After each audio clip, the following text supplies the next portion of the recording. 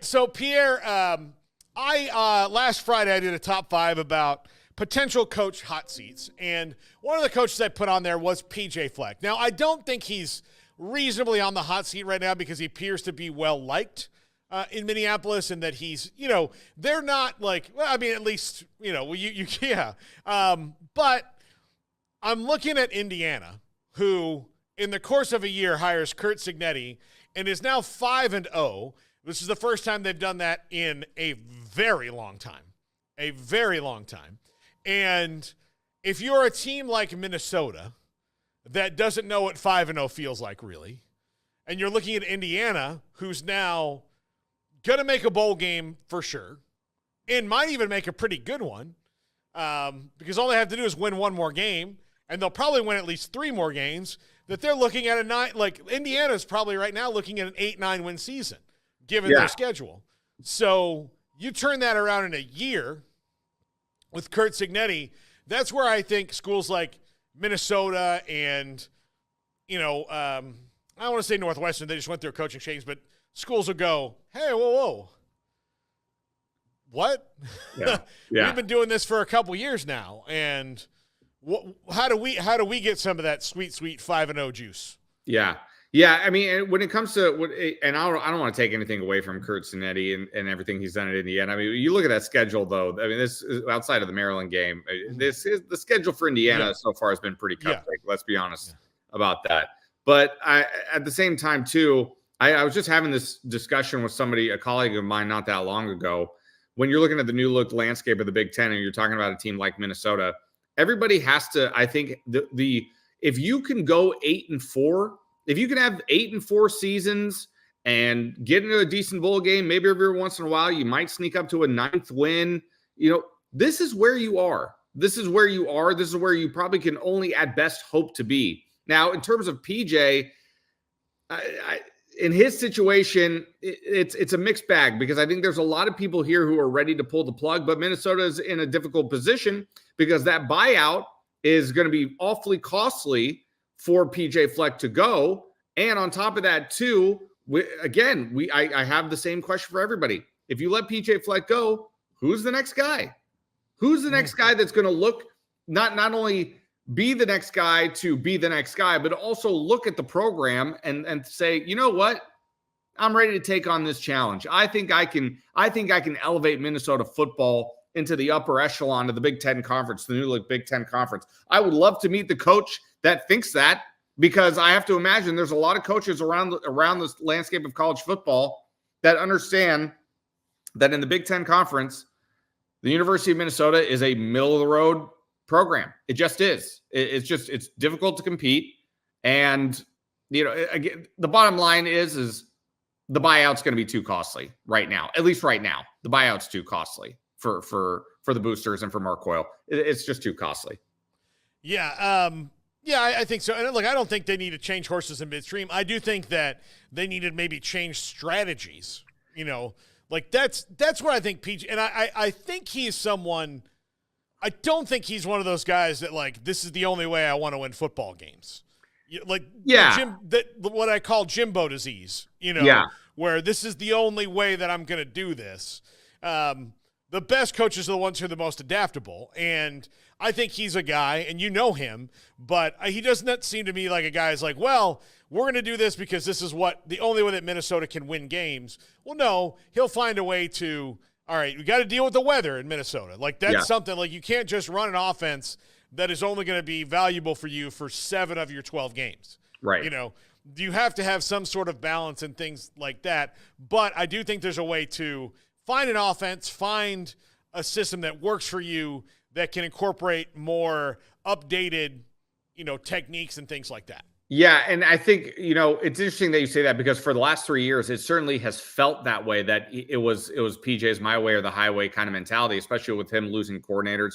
Kirk Shiraka left, came back, left again, and on top of it, too, he had Muhammad Ibrahim in the backfield for the last 3 years, a bell cow type back who you would absolutely want to give the football to 30, 35 times a game.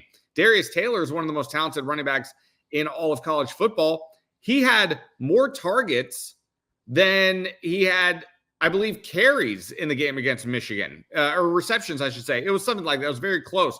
So as much as I think of PJ's offenses as run first all the time type offenses, with Max Brosmer at the helm, who's getting more and more comfortable by the week, they're throwing the ball a lot more. I mean, they were arguably an official screw job away from potentially beating Michigan last week. So I think PJ is adaptable to a degree, but I think he does have in his mind how he would prefer to like things to run. But as he knows, he will every once in a while subtly let everybody know that he realizes there's probably a lot of people that would love to see him go.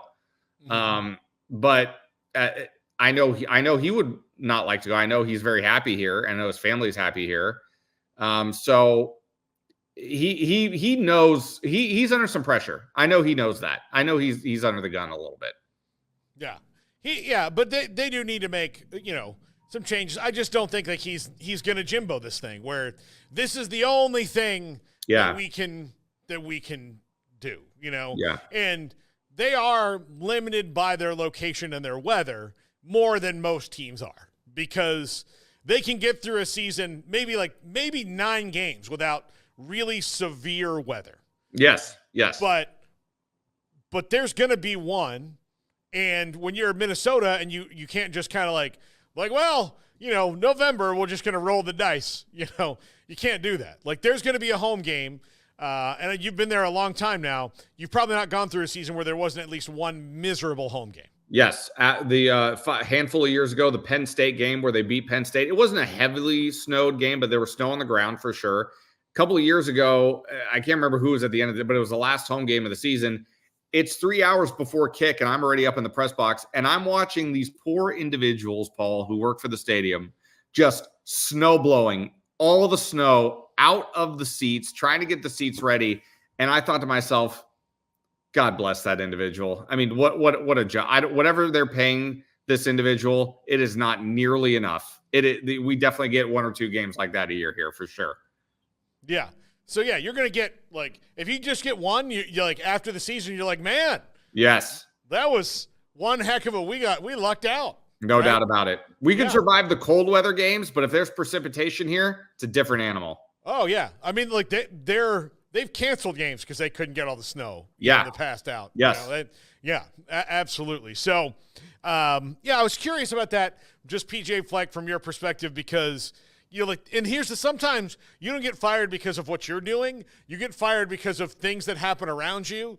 And then you're like, oh, crap. I didn't do anything wrong. It's just that this guy went and did everything right. And then it makes me, who I've been doing things right, have to change. But now people are impatient because rationale doesn't exist in this world. And for those watching that aren't really familiar with PJ Fleck and his coaching style, I mean, a lot of it is tailor-made for college type athletes and college aged individuals. The catchphrases, the row the boats, all of the other catchphrases that he has kind of fall on deaf ears when you're losing. You tolerate the adults out there that are fans more so tolerate it when you're winning, but the message doesn't sit with them when you're losing. And I think that's where we're kind of at right now with this team and this program. But I would say there's too many season ticket holders and old Gopher alum that just don't accept it for what it is. It's almost as if they're on the team. I was like,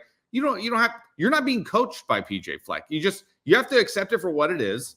And at the same time too, PJ's got a pretty good track record here so far in his time here. So yeah, I think he's earned the right to kind of work through it at this point. Yeah, especially with the ridiculous amount of change. I think more programs should see that the world of college football it's so much in flux. And maybe don't just pay your buyouts.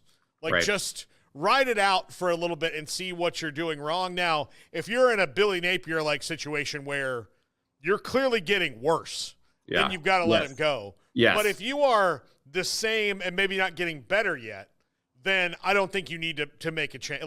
Let them work it out. But if you're regressing, that's when you need to go.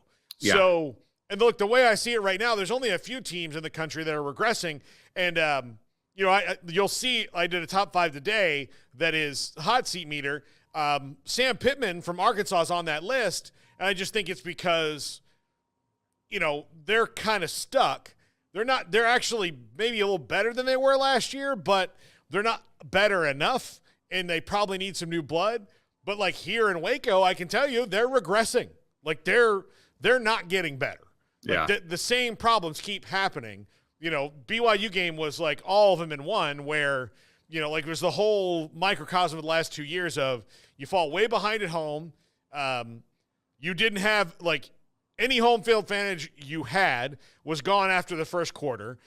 BYU travels like crazy. So they had 10,000 fans in the stands anyway. So you've got 10,000 people that are really fired up about this. You've got other people heading for the door. And then in the second half, you make this great comeback, but you wouldn't have had to make it if you weren't down 21-0 before the word go. And that keeps happening over and over and over again, which is why Dave Aranda is under the gun here. And he's got to get it turned around fast. And if he gets to 6 wins, he's going to be fine. Especially if he gets to 6 wins now, it means he's done some really great work to pull this team up out of the gutter. But, every time you lose, it's going to get harder to get to 6. They're 2-4 right now. He's got 2 more losses he can take. If he gets a third loss, they're not getting to 6. Yeah, and here in Minnesota too, when I look at the schedule, the only game, at the beginning of the season, I thought Rutgers would be a win, and now that's not looking like it's as much of a guarantee. The only other game I see for the rest of the schedule for them in terms of I'm pretty sure they're going to win that game is at UCLA next weekend. After that, it's Illinois, Penn State, Wisconsin. It's going to be a dogfight for this team year in and year out because of the schedule and the way the Big Ten has come together. It's just that's why I constantly am thinking, how attractive of a job will this be once PJ Fleck leaves it? I don't really know the answer to that question right now. Yeah, I don't know either. So,